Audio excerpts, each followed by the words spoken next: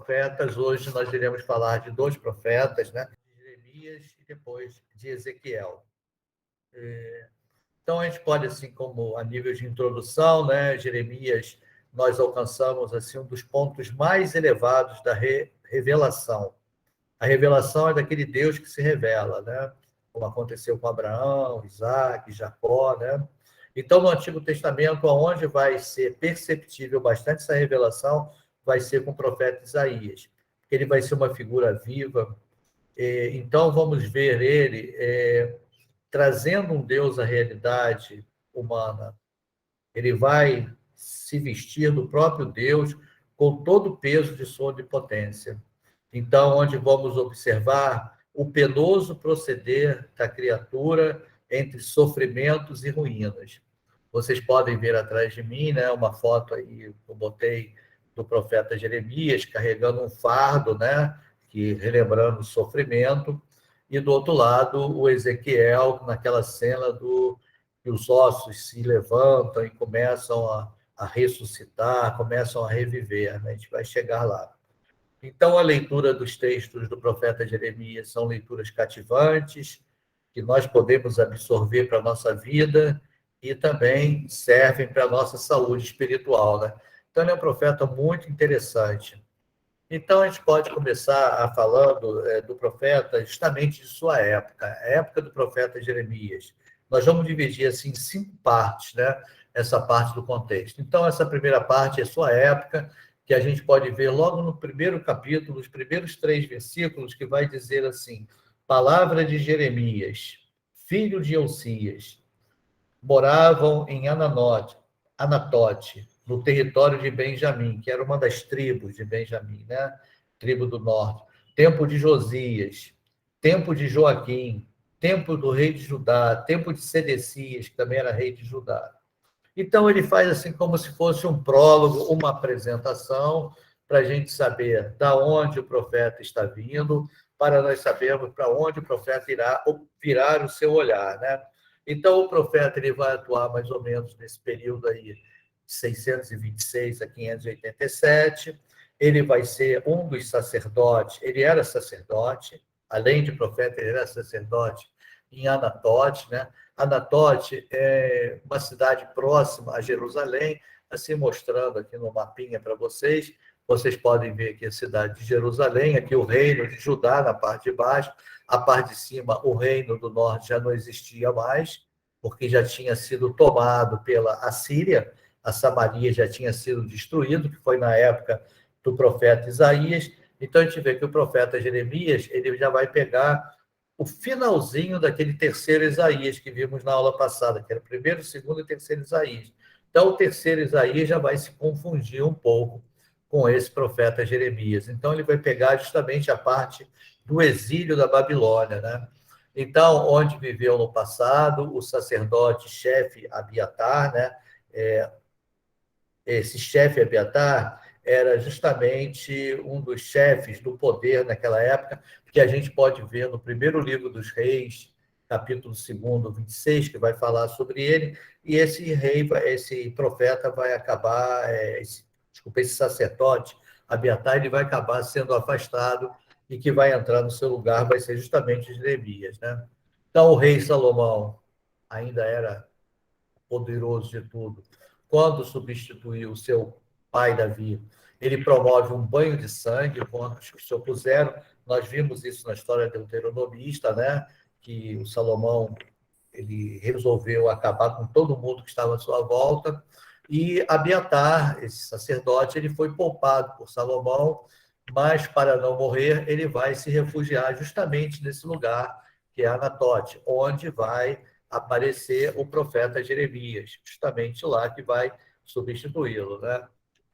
Então, o cargo de sacerdote-chefe, ele foi assumido por Sadoc, que fazia as vontades de Salomão, era amigo de Salomão, e é interessante esse nome Sadoc, no tempo do Antigo Testamento, nós apareceu um partido político chamado Partido dos Saduceus, que eram o quê? Descendente desse Sadoc. Então, esses saduceus vêm desse sacerdote Sadoc, que deu origem aos saduceus, né? E Jeremias, ele é um filho de sacerdote, ele terá grande importância para a compreensão dessa atividade profética dele. Então, vocês lembram que eu falei na semana passada que os profetas geralmente vinham da periferia, eles vinham do campo, trabalhavam com gados, essas coisas. Mas o profeta Isaías era um profeta da corte, ele estava sempre com os reis, tanto o primeiro, já o segundo, o terceiro Isaías já eram mais compiladores das ideias dele, seguidores, né? E nós temos o profeta Jeremias, que também ele é ligado ao reinado e tal, mas ele era um sacerdote do templo, né? Então ele vai estar ajudando naquelas tribos como sacerdote, depois acaba virando profeta. Então, no tempo do Novo Testamento, nós vamos ver os saduceus, já falei, ascendente de Sedoc, né? E Jeremias era filho de sacerdote e vai ter grande importância. Então, muitas de suas palavras e de suas acusações, como endereço, que vai ter um endereço pessoal, é sempre o templo, vai ser os sacerdotes, os profetas que fazem parte da religião, que vai ser um suporte para o interesse do rei. Então, vocês estão vendo que todos os profetas eles vão trabalhar na mesma linha, vão atacar os reis, vão atacar os sacerdotes, vão atacar o templo, porque eles são mensageiros de Deus, recebem essa mensagem. E, ao receber essa mensagem, eles observam que as pessoas não estão vivendo conforme justamente a implantação do reino de Deus. Então, isso era muito forte. Hoje também, como nós somos profetas, sacerdotes e reis, conforme nos diz o Concílio Vaticano II, né? Nós aderimos isso pelo batismo, nós também observamos, e às vezes não falamos nada, às vezes em muitas paróquias, em muitas atitudes, às vezes sacerdotes, que a gente vê, poxa, está exagerando aqui, está exagerando ali, está saindo fora da liturgia aqui, está favorecendo isso. E a gente, às vezes, até critica o sacerdote. Então, é o nosso papel de não ficar difamando, não é questão de difamar, mas se nós vermos alguma coisa errada. Agora, o problema todo hoje, com essa questão da fake news, nós precisamos ter cuidado muito grande. O profeta Jeremias ele era um sacerdote e já tinha lá uma certa caminhada no templo, né? Então, vamos ver no tempo do rei Josias, que é 640, 609, né, que é um sacerdote do Reino do Sul, ano de 621, o templo de Jerusalém, que fica no sul, fica em Judá, foi encontrada a parte mais antiga do livro do Deuteronômio. Nós falamos isso mais para frente, né? Já passamos por isso, que levou o rei Josias a empreender a reforma político-religiosa que foi deixada inacabada por um outro rei, que foram dois reis que eu falei para vocês, quando eu mostrei a tabela dos reis, dois reis que eram tementes a Deus, apenas dois, eram o Ezequias e o Josias. O Ezequias queria, de novo, trazer o reino do norte, que havia sido destruído pela Assíria. E o rei Josias, ele queria fazer outros empreendimentos baseado naquilo que estava no livro que foi encontrado no palácio, que era o livro do Deuteronômio, que é um dos livros do Pentateuco, né? Então, o que leva o rei Josias a empreender reforma político-religiosa deixada inacabada pelo Ezequias? Então, entre as várias decisões do rei Josias, encontrava-se o plano também de anexar o antigo Reino do Norte, que já havia sido destruído. Então, a finalidade era trazer o Reino do Norte para tentar unir novamente, como era no tempo de Davi e Salomão, mas não conseguiram. Então, nessa época, Josias pagava um tributo muito alto à Síria, né? E isso fazia ele ficar dependente de países estrangeiros. E no ano 612, Nínive, que é a capital da Síria, ela vai cair na mão dos babilônios. Nós vamos ver isso depois, quando for falar em alguns profetas menores que vão profetizar justamente em Nínive. E a gente tem uma história também de Jonas, né? Que a história de Jonas ela vai se passar totalmente em Nínive, né? Então, ainda dentro desse contexto, a gente vê Josias, ele vê uma oportunidade de anexar o antigo Reino do Norte, com o encontro desse material do Deuteronômio, mas o Egito e a Síria eram aliados, e o faraó, Neco II, ou Necau II, marchou para a Babilônia em socorro da Síria. E começam aquelas políticas.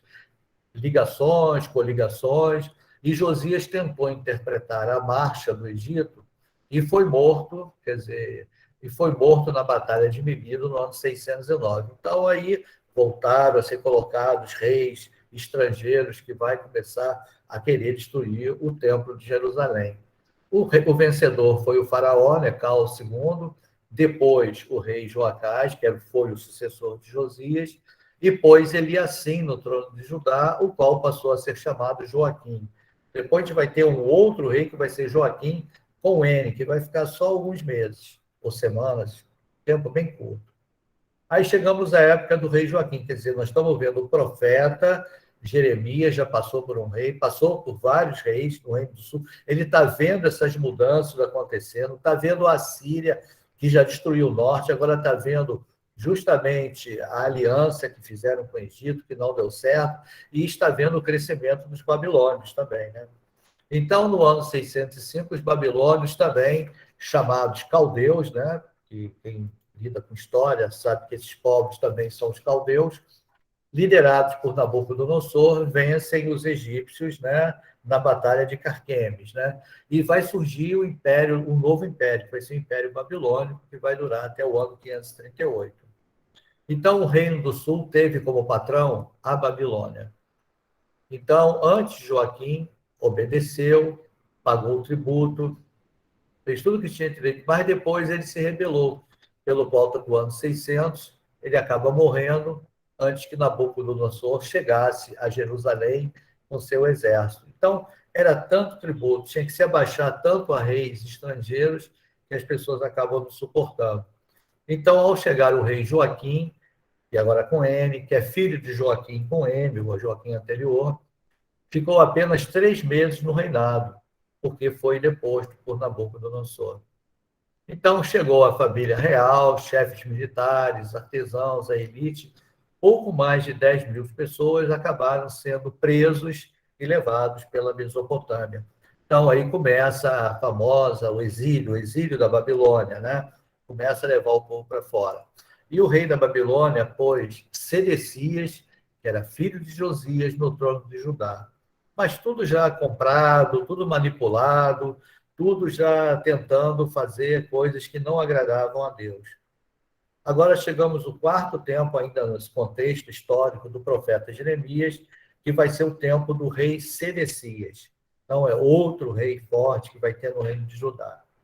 Então, o reinado de Sedecias ele é muito marcado por divisões internas, nas quais predominava o grupo contrário à presença dos babilônios, né? A gente sabe que sempre quando tem uma invasão, a gente vive aqui no país, prós e contras de governo, isso sempre existiu, né? No mundo inteiro. Tem aqueles que são indiferentes, tem aqueles que são a favor de um e a favor do outro. E Sedecias foi forçado a se revoltar de tanta insistência que o povo falava. Nabucodonosor veio, cercou a cidade e arrasou a cidade. Quer dizer, Nabucodonosor que o colocou lá, mas ele se revolta porque ele aderiu ao que o povo pedia. Então, Nabucodonosor foi e acabou com ele. Com isso, o reino de Judá desapareceu como Estado independente. Então, a partir daí, nós não vamos ter mais Reino do Norte, Reino do Sul, vai ser tudo uma invasão até que vai chegar novamente, até chegarmos ao Império Romano, que vai chegando lá beirando o Novo Testamento. Nós vimos, depois vão vir os gregos e vão vir aquelas lutas todas, né? Então o reino de Judá desaparece e começa a ter a segunda deportação e o começo daquilo que conhecemos como exílio da Babilônia. Então aí foi o final de tudo, tudo se acabou e o profeta Jeremias está passando por tudo isso, acompanhando tudo isso. Ele está sendo, na realidade, o porta-voz de Deus, a voz de Deus naquele lugar. E aí a gente chega num outro ponto, ainda dentro desse contexto, antes de falarmos do profeta, né? As pessoas que ficaram em Judá, os hebreus que ficaram em Judá, que os hebreus só vão passar a ter nome de judeus quando voltarem do exílio. Até então eram conhecidos como hebreus. Então, quando os babilônios invadem e tomam Jerusalém, Jeremias foi poupado por sua opção, né? Então, ele faz uma opção, ele acaba optando por isso. ele fala o seguinte: ó, vamos entregar-nos aos babilônios e assim salvaremos a vida. O Jeremias aqui, não vamos enfrentar os babilônios, vamos nos entregar a ele. Porque além de sermos poupados, foi dado ao profeta a possibilidade de escolher onde queria ficar. Isso Javé falou com ele. Ou você vai para brigar de frente, ou fica. Deus respeita a liberdade. Então, fiel a seu povo, mesmo quando incompreendido, o povo não entendia isso, né? Jeremias escolheu ficar em Judá e começa a animar aqueles que restaram, incentivamos eles a viver em paz, mesmo com a presença de Godolias, que era um rei imposto pelo Império Babilônico, que estava habitando em Judá, que Judá já não existia mais, perdeu a sua cara, né? Ali era um reino da Babilônia. Então, poucos meses depois, o governador Godolias foi assassinado. Então, temendo uma dura reação dos babilônios, aí o povo começa a procurar quem? O sacerdote, o profeta Jeremias, acerca de qual atitude tomar, se ficar ou se deve fugir para o Egito, onde nós tivemos aquela famosa escola de Alexandria, né? Então, mostrando o profeta mais uma vez fidelidade a seu povo, o profeta aconselhou: vamos ficar, vamos esperar. Então, mais uma vez, o profeta não foi atendido. Não foi atendido porque obrigaram ele a fugir com eles para o Egito e nada mais se sabe a respeito da sua vida. E uma antiga lenda afirma que Jeremias morreu no Egito, apedrejado pelos judeus quando lá chegou, mas isso também é lenda. Então, essa foi assim: a gente vê vários reinados, ele viu a destruição do Templo de Jerusalém, ele viu a destruição da cidade de Jerusalém, ele viu o povo em exílio, mas ele no final sempre ficou aderindo ao povo, mas acabou no final, ele para atender o povo, ele vai para o Egito e ele desaparece na história, a Sagrada Escritura não fala mais nele e apenas tem isso como histórias, lendas de apócrifos, né, que ele morreu apedrejado pelos judeus, mas também não é confirmado isso. Assim como eu falei de Isaías, que foi cerrado ao meio, também desaparece na história, mas também isso também são contos de livros de outros autores, né? Não faz parte do cânon da Bíblia. Então, vamos ver agora o profeta em si, né? O profeta Jeremias. Então, Jeremias é, ao mesmo tempo, figura importante e uma figura complexa.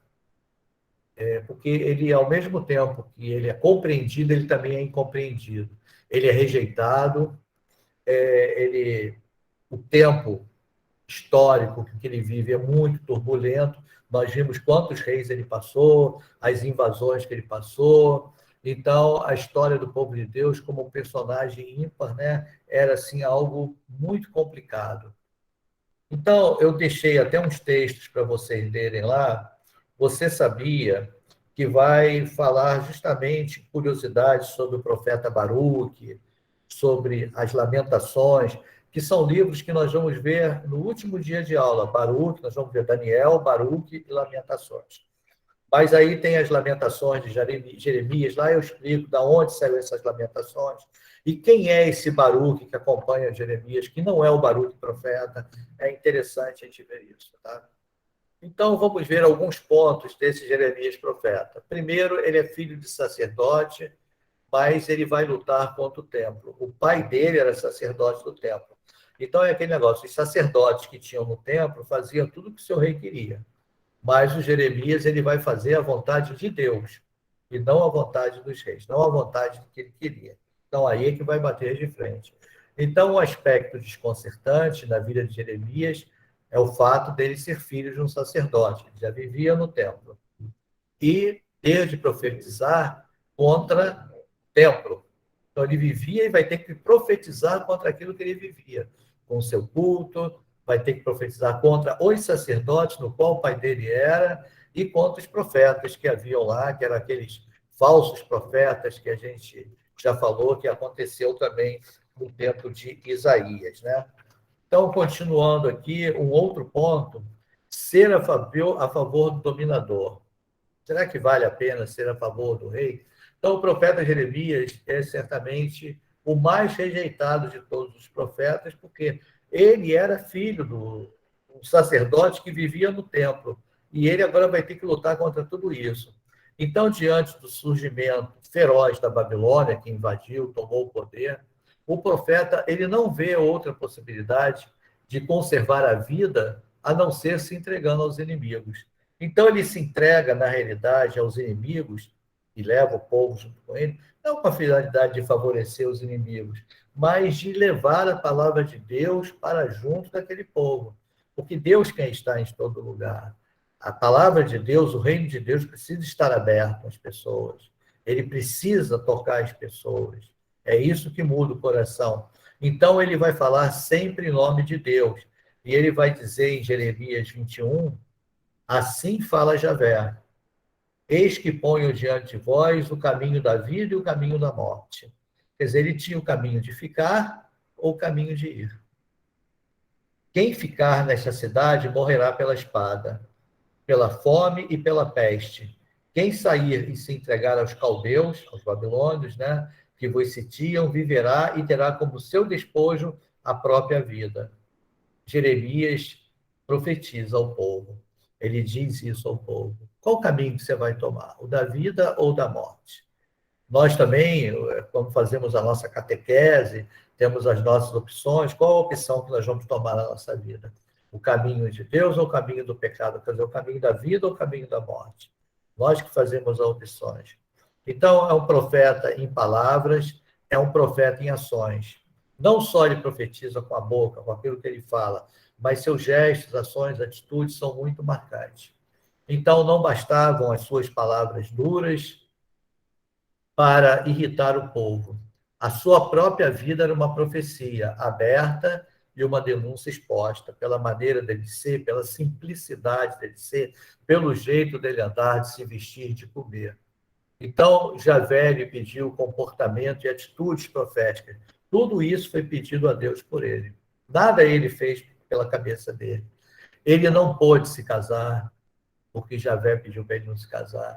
A sua vida de solteiro teve a seguinte explicação. Está lá em Jeremias 16, 3, 4, que nos diz: assim diz Javé a respeito dos filhos e filhas que nascem nesse lugar.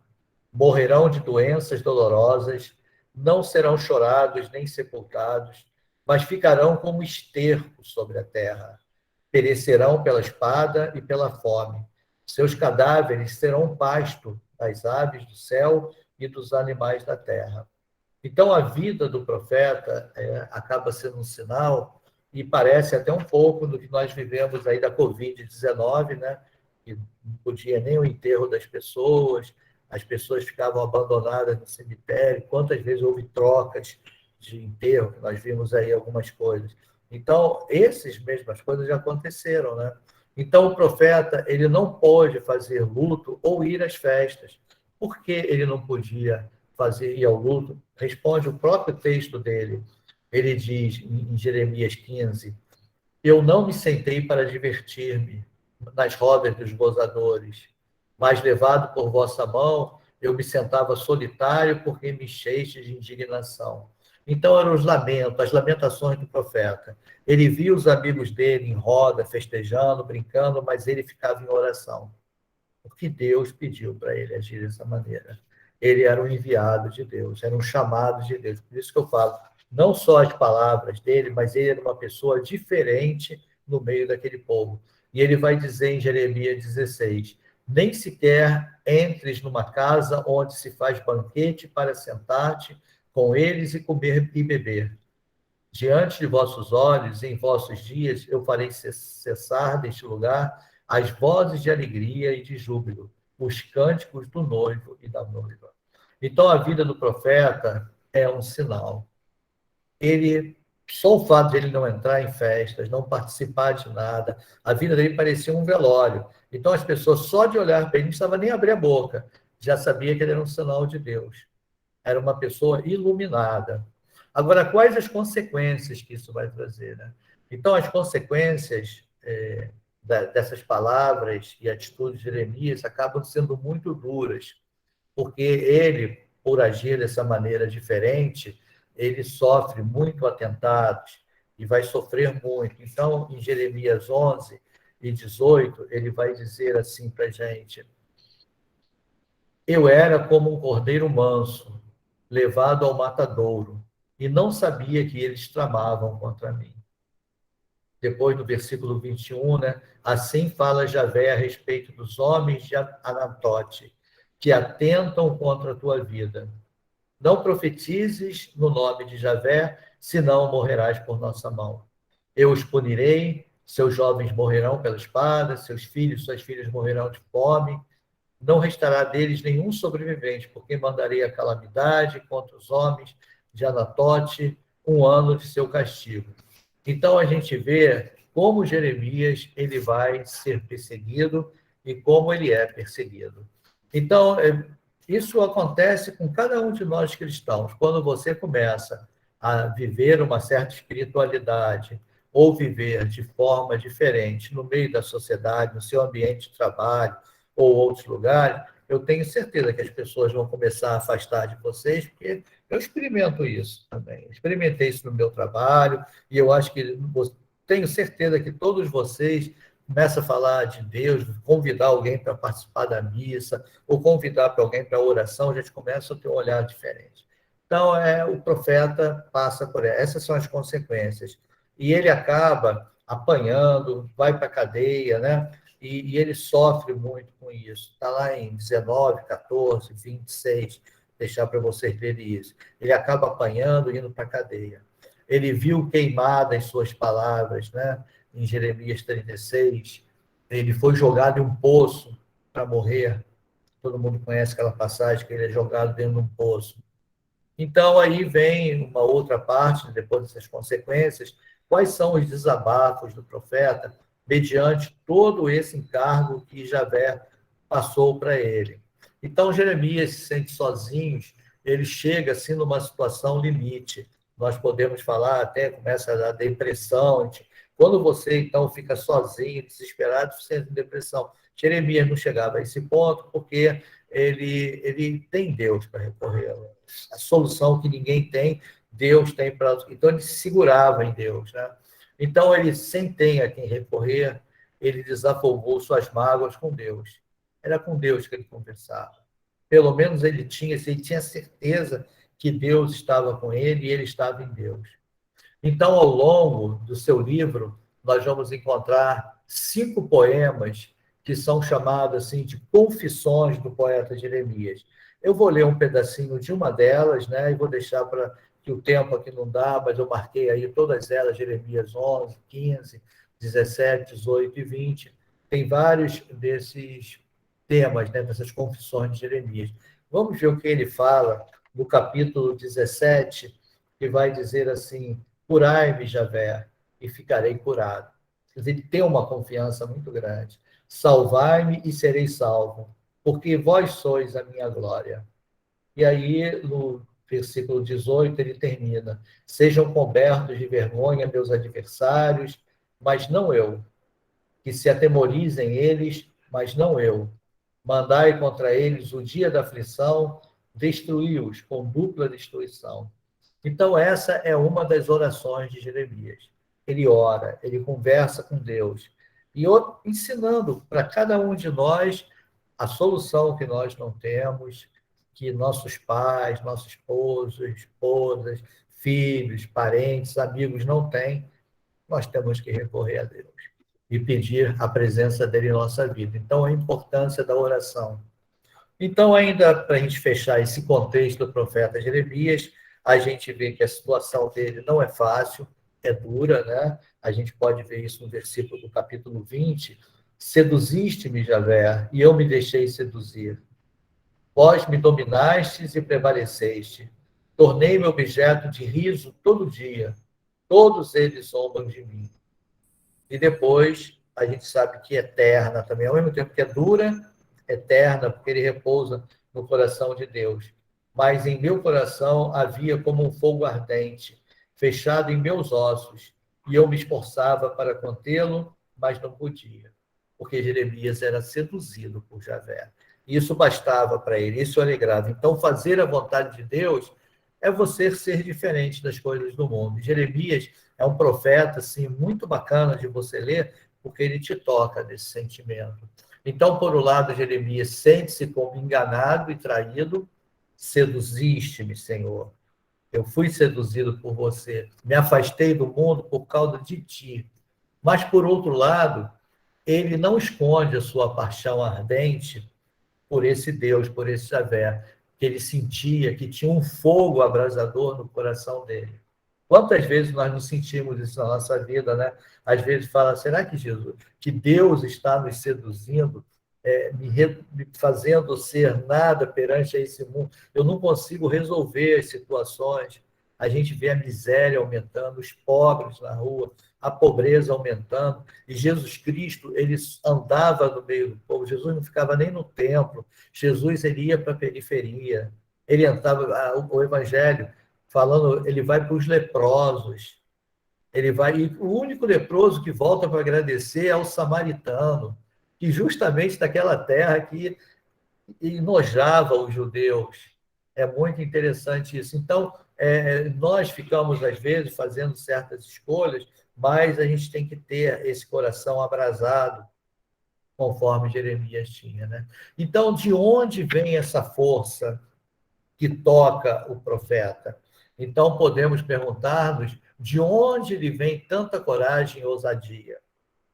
Apesar de tudo, de lutar contra tudo e contra todos, ele está lá. A resposta parece ser uma, somente uma, a sua paixão em duas vertentes, por Javé e pelo povo ao qual ele pertence. Por isso que Jesus fala nas parábolas os dois maiores mandamentos: amai a Deus e o próximo. Amar, paixão por Deus e paixão pelo próximo, que ele vai falar isso justamente em Jeremias 15. Quando vossas palavras vinham ao meu encontro, eu as devorava. Vossa palavra foi gozo e alegria do meu coração, porque era vosso nome que eu trazia, Javé, Deus dos exércitos. Então, aqui é um dos lamentos do profeta Jeremias, que nos toca muito, né? Então, esse foi o contexto que ele viveu, vários reis, vários períodos, várias passagens, pega um povo indo para o exílio, ele fica na dúvida se vai ou fica, mas ele ouve a palavra de Deus. E ao escutar a palavra de Deus, ele sofre, mas ele se segura na mão de Deus, né? Ele segura na mão de Deus e dá força. Agora vamos entrar dentro do texto desse profeta. É um texto difícil, é impossível de se ordenar, todas as palavras que Jeremias, em seu devido tempo e espaço, coloca, né? Então, existe o livro, capítulo 1, que é o seu final, mas ali não existe uma certa lógica. Então, isso se torna ainda mais difícil devido a uma extensão que são de 52 capítulos. Nós vamos ver que os profetas menores vão escrever 4 capítulos, 3, no máximo 14 capítulos. Aqui, nós vimos semana passada Isaías com 66, agora Jeremias 52. Por isso que ele é um profeta maior, que escreve mais. Então, o que você encontra em seguida é o que fazem a maioria dos estudiosos da Bíblia voltado ao estudo. Apresenta-se os principais temas. Eu vou aqui mudar de tela para a gente fazer um outro caminhar, né? Então, a gente pode ver, o livro dele vai começar a dividir em algumas partes. O primeiro dela, Oráculo contra Judá e sua capital, Jerusalém. Oráculo, eu já dei um textinho para vocês, são pequenas orações, do tempo do rei Josias. Então, são períodos de vários reis. Aqui vai do capítulo 1 ao capítulo 6. Então, vai aparecer o chamado de Jeremias, que eu já falei, tinha aproximadamente 24 anos. A gente pode confirmar isso no capítulo 1, que vai dizer para a gente: foi-me dirigida a palavra de Javé nestes termos: antes que eu te formasse no seio materno, eu te conhecia, antes que saísse do ventre. Até uma música que a gente canta na igreja, né? Eu te consagrei e eu te estabeleci profeta das nações. E Jeremias responde: ah, Senhor Javé, eu não sei falar, eu sou ainda uma criança. Mas Javé me disse: não digas que eu sou criança, mas vai àquele aos quais eu te mandar e anuncie o que eu te ordenar. Não temas, porque eu estou contigo para te livrar. Javé estendeu a mão, tocou a boca do profeta e disse a ele: ponho minhas palavras em tua boca. Hoje eu te constituo sobre os povos e sobre os reinos, para arrancar e demolir, para abater e destruir, para edificar e plantar. Então, aqui é a vocação e missão do profeta Jeremias, né? Então, é o chamado dele. Nós lembramos do profeta Isaías, que um anjo colocou uma tenaz na boca do profeta. Agora, Deus coloca a palavra dele na boca do profeta. É muito bonito isso. Quando a gente canta essa música na igreja, a gente não tem a noção da onde é tirado, do contexto que é tirado, da vocação do profeta. É a nossa vocação que nós cantamos, né? Então, aí gente pode ver o relato dos esquemas bíblicos, né? Que eles são baseados em 4 passos. Deus aparece e convoca a pessoa chamada se recusa, vai dizer, dá umas desculpas, né? Deus intervém, encorajando ou fazendo um gesto. No caso de Jeremias, toca-lhe a boca com a mão, e a pessoa chamada é confirmada em sua missão. O mesmo que aconteceu com Isaías, o mesmo que aconteceu com Maria, e o mesmo que acontece com cada um de nós. Então, isso é uma tarefa ingrata. A missão de Jeremias, ela vai passar por 6 verbos que vai tocar a vida dele toda: arrancar e destruir. Você, Jeremias, vai arrancar e destruir. Ele pode falar, Deus já vai falar para cada um de vocês: vocês vão arrancar e destruir o pecado da vida de vocês. Vocês vão exterminar e demolir aquelas pessoas que estão te impedindo que você participe da igreja, que você participe da tua fé. Agora vocês também vão construir e plantar, porque vocês vão ter a minha força, a força do Espírito. E cada um de nós podemos usar esses verbos. Eu vou arrancar e destruir o que me incomoda, eu vou exterminar e demolir o que me impede de encontrar a Deus, mas eu vou construir e plantar para ser um verdadeiro cristão. Então, eu iria exercer atividade profética em Jerusalém, anunciando um futuro amargo que viria, que era justamente o exílio. A cidade seria destruída pelos caldeus, a população levada para o exílio. Desses 6 verbos, 2/3 anunciam desgraça, né? Arrancar, destruir, exterminar, demolir é desgraça, e somente 1/3 é portador de esperança, construir e plantar.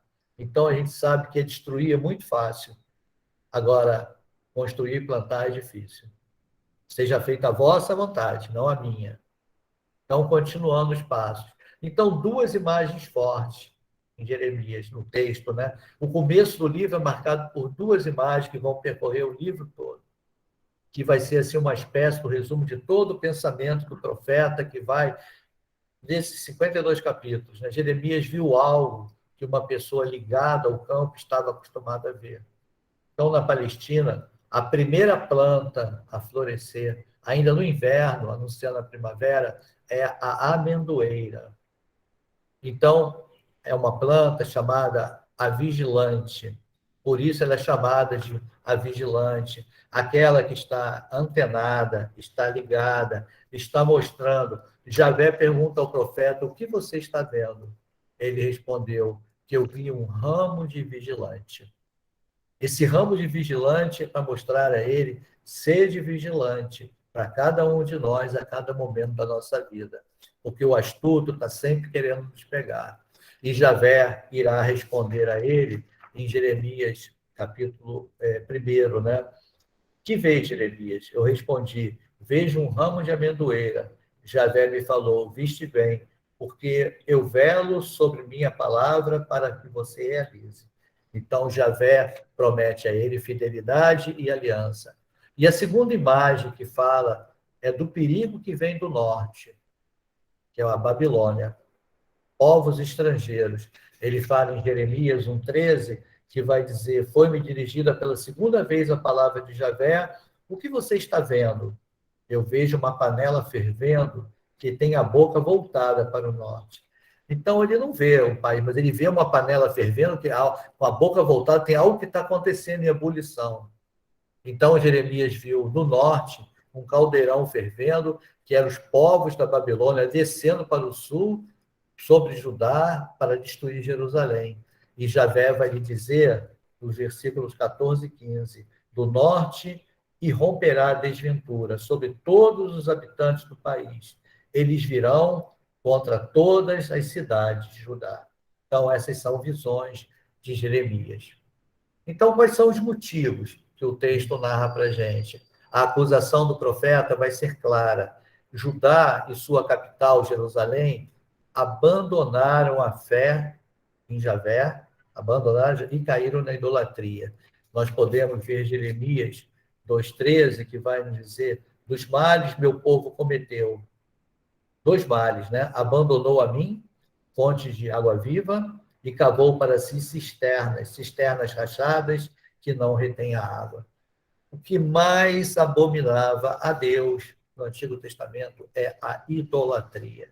A idolatria é algo assim que toca muito. Então, esse foi a primeira parte do livro de Jeremias. Agora vamos ver a segunda parte do livro, que vai dos capítulo 7 ao capítulo 20. Ela, capítulo 1 ao 6, vocês podem ler, encontrar tudo isso que eu lhe falei. Agora, do capítulo 7 ao 20, vão ser oráculos contra Judá, contra a capital Jerusalém, contra o templo do rei Joaquim. Então, Jeremias está justamente falando daquilo que Javé havia falado para ele. Jeremias, apesar de ser uma pessoa de uma família sacerdotal, o pai dele era sacerdote, ele tinha que denunciar a idolatria justamente no lugar de que era supostamente praticado. Ele via com os olhos vistos aquilo lá. Então, Javé ordenou que ele se colocasse à porta do templo e fizesse a mais grave denúncia. Imagine que você está entrando na sua paróquia para a celebração e para o seu encontro com Deus, e que na porta alguém grite para você em plenos pulmões, Jeremias 7, 4, 7. Não se iludas com as palavras mentirosas que estão dizendo no templo de Javé, este é o templo de Javé. Se realmente emendardes vossa conduta e vossas obras, se deveras fizerdes justiça uns aos outros, se não oprimires o estrangeiro, o órfão e a viúva, se não derramares o sangue inocente neste lugar, e não seguirdes para a vossa infelicidade outros deuses, eu vos farei morar neste lugar, no país que dei a vossos pais, desde muito tempo e para sempre. Então, ele pede confiança no templo, mas o povo não está confiando no templo. Então, imagine se chegar na sua paróquia, alguém gritando assim, fazendo uma profecia sobre algo de ruim que está acontecendo. Então, o pessoal do templo e as pessoas que nele entravam tramaram planos contra o profeta, que eles sabem, né, que ele não pode agir dessa maneira. Então, eles vão tramar planos, que está em Jeremias 11, que vai dizer: eu era como um cordeiro manso, levado ao matadouro, e não sabiam que eles tramavam contra mim. Abatamos a árvore em seu vigor e eliminemos da terra dos vivos, que seu nome não seja mais lembrado. Então, aqui Jeremias vai ser sumamente atacado, perseguido. Então, a gente nota bem que entre as ações de Jeremias constava arrancar e destruir. Lá no início falamos disso. Seus adversários queriam o quê? Arrancá-lo e destruí-lo. Jeremias 1,10, né? Hoje eu te constituo sobre os povos e sobre os reinos, para arrancar e demolir, para abater e destruir, para edificar e plantar. Essa era a vocação que o profeta tinha que levar e tinha que fazer. Então, é significativo também o episódio de Jeremias 18, 1, 2, que eu vou ler alguns pedacinhos aqui. Esta palavra que foi dirigida a Jeremias: levanta-te e desce à casa do oleiro. E eis que estava trabalhando no torno, mas o vaso que ele estava fazendo estragou-se. Quando o oleiro tem na mão a argila, ele recomeçou e fez um outro vaso. Então foi-me dirigida a palavra de Javé: acaso não poderia eu agir convosco, casa de Israel, como este oleiro? Como a argila está nas mãos do oleiro, assim vós estáis em minhas mãos, casa de Israel. Às vezes eu decido exterminar, abater e destruir, mas se esta nação converter-se de sua maldade, eu me arrependo. Outras vezes eu decido edificar e plantar, mas se esta nação faz o que é mal a meus olhos, recusando ouvir minha voz, eu me arrependo do bem que tinha decretado. Agora anuncia, pois, aos homens de Judá e aos habitantes de Jerusalém: preparo contra vós uma calamidade. Abandone, pois, cada um sua má conduta, e melhorai vossos costumes e vossas ações. Mas eles dirão: é inútil, nós queremos seguir nossos projetos. Cada um de nós agirá segundo a dureza de seu coração malvado.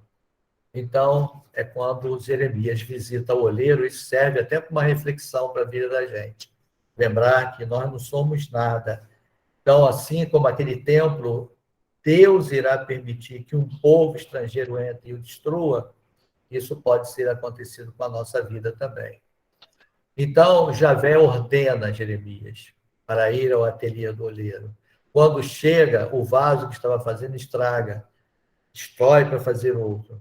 Então, segundo o relato da criação, Gênesis 2 mostra justamente Javé moldando o ser humano do barro, como o olheiro que Jeremias visitou. E quantos seres humanos não saem estragados? Quantos seres humanos nascem belo, formoso, bonito, e ele vai crescendo, vai aprendendo com o mundo, a corrupção, vai aprendendo com o mundo, tudo aquilo que prostitui a vida da gente, que nos destrói e acaba sendo destruído. Nós podemos moldar, todos nós somos esse barro também. Nós temos que olhar para a nossa vida. Será que nós não precisamos também tirar o barro velho e botar um barro novo, se reconstruir, procurar novos caminhos? Então, o profeta está falando para a gente. Javé vai falar ao profeta no capítulo 18, e a reação de Jeremias vai ser imediata em 18:18. Vinde e tramemos insídias contra Jeremias, né? E seus atentados ainda contra ele, porque a lei não perecerá por falta de sacerdote, nem o conselho por falta de sábio, nem a palavra por falta de profeta. Vinde, ataquemos com a língua e não demos nenhuma atenção às suas palavras. Quer dizer, isso Javé fala ao profeta, Jeremias, reação imediata, porque o povo quer matar o profeta, quer destruir o profeta. O profeta está incomodando a todo mundo que está naquele povo. Aí chegamos à terceira parte, que são outros oráculos de Jeremias, agora contra Judá e sua capital. Então, ele parou de fazer para outros povos, ele vai falar agora no governo de Sedecias, que vai do capítulo 21 a 24. Então, o rei Sedecias envia mensageiros para Jeremias, e o problema se colocava ainda, Nabucodonosor cercando Jerusalém para destruí-la. O que fazer? O que o rei esperava? Um milagre? Então, a resposta de Jeremias decepcionou o rei e se tornou causa de acusação contra o profeta. Jeremias falou: olha, nós não temos o que fazer, o povo não me obedece, eu estou falando e não está adiantando.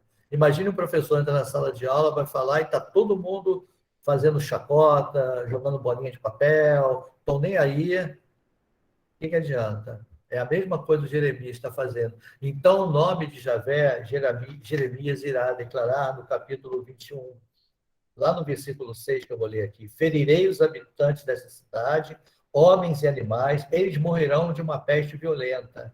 Eu entregarei Sedecias, o rei de Judá, seus ministros, o povo e o que nessa cidade sobreviverem à peste, à espada e à fome, ao poder de Nabucodonosor, que é o rei da Babilônia, ao poder de seus inimigos e ao poder daqueles que atentam contra a sua vida.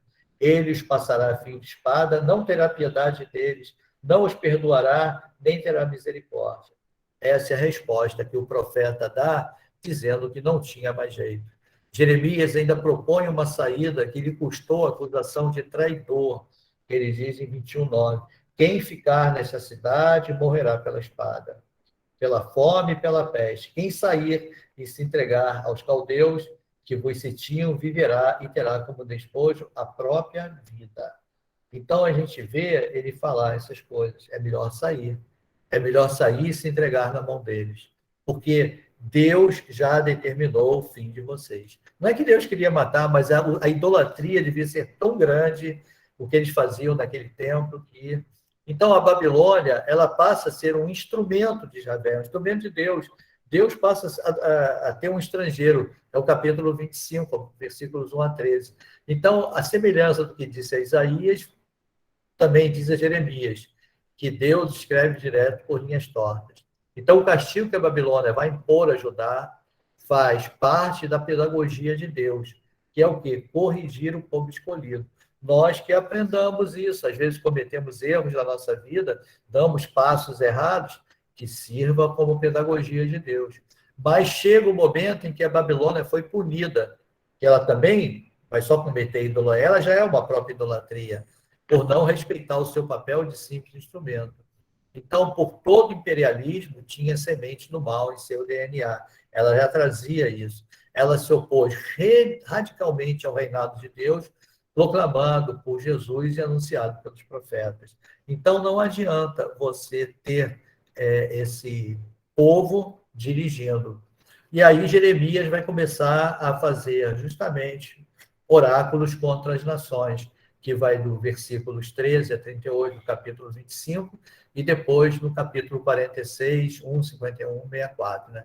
Então, como quase todos os profetas, Jeremias também vai fazer oráculos contra as nações, não faz só contra o povo. Então, um dos motivos que leva o profeta a esse pronunciamento já foi apresentado no item anterior, que é a idolatria, o pecado, a prostituição, a corrupção. Né? Os oráculos contra as nações são os primeiros ensaios daquilo que mais tarde se chamará movimento apocalíptico, que nós vamos ver isso bem forte em Daniel, mas vimos que Isaías já teve algum movimento, aqui em Jeremias também tem outros profetas também, que o livro de Daniel vai ser o máximo. Os oráculos contra as nações, Jeremias, eles estão bem organizados. Se vocês pegarem o livro, vocês vão ver, segue esses passos que eu mandei, vocês vão ver os oráculos. Então, ele tem uma introdução, que é o capítulo 25, 46, e com a seguinte sequência, eles falam para o Egito, para a Filisteia, Moab, etc., etc., e falam até a Babilônia. Então, eles falam para cada país, ele vai falando individualmente esses oráculos, né? Não existe só um oráculo para Israel. E aí, chegamos ainda nos capítulos 26 a 35, nós temos as profecias de felicidade, né? Aí aqueles verbos voltam que sempre marcam, construir e plantar, que é aquilo que Jeremias contemplava.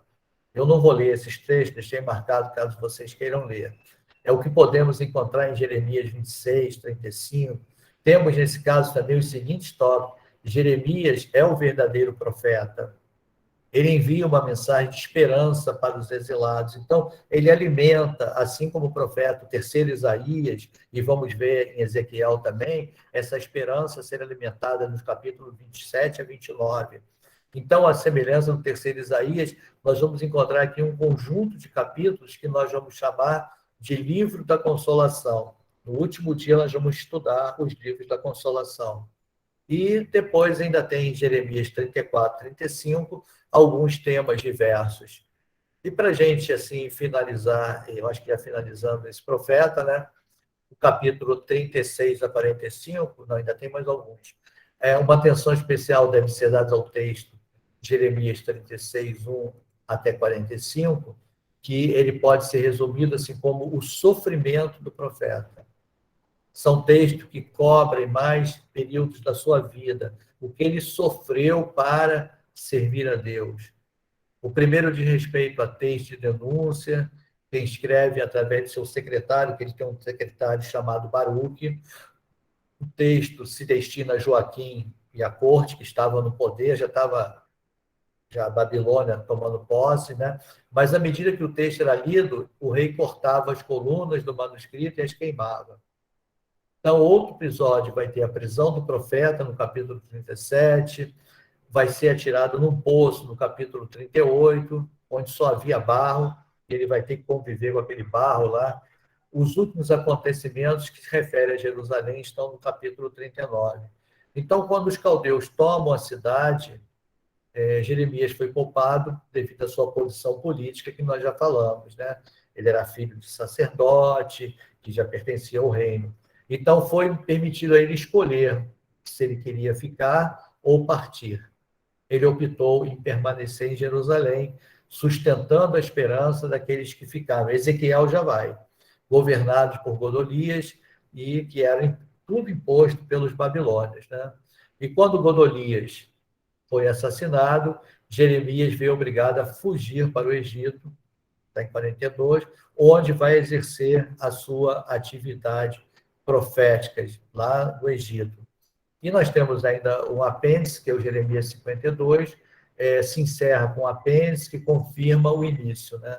Deus estava sempre vigilante, lembrando aquela amendoeira, né? E o caldeirão estava fervendo, que era justamente os babilônios que vinham para o sul para invadir, estava doido para derramar, mostra, portanto, a realização de ameaças do profeta e termina com esperanças, como o próprio Jeremias havia profetizado. A esperança é a última que morre, só que ela não morreu. A esperança, nós estamos até hoje participando dela. Então, assim, nós terminamos esse profeta, que é um profeta que eu gosto muito de meditar nos seus textos, gosto muito de estudar e recomendo vocês, quando puderem, dar alguma